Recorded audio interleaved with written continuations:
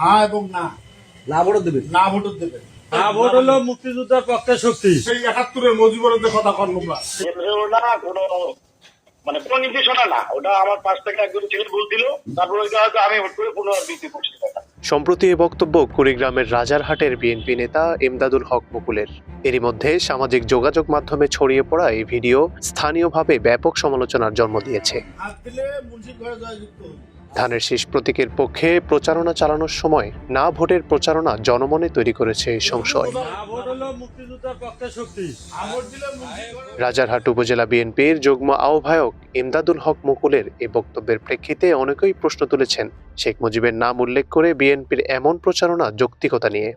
এক নেটিজেন তার ফেসবুক পোস্টে লিখেছেন, শেষ পর্যন্ত মুজিবের নাম উল্লেখ করে বিএনপিকে ভোট চাইতে হচ্ছে।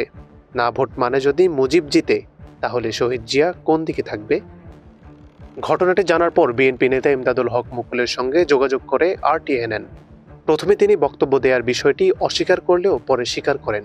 কেন্দ্রীয় বা জেলা পর্যায় থেকে এ ধরনের বক্তব্যের কোনো নির্দেশনা ছিল কিনা এমন প্রশ্নে তিনি দাবি করেন, পাশের একজনের কথায় প্রভাবিত হয়ে ভুলবশত বলে ফেলেছেন। ক্যাম্পেইনে আমি ছিলাম, কিন্তু কথাটা মিথ্যা। আমাদের জাতীয় নেতৃবৃন্দ যেখানে আইনের পক্ষে কথা বলতে, সেখানে আমরা না বলবো কোনো প্রশ্ন আসে না।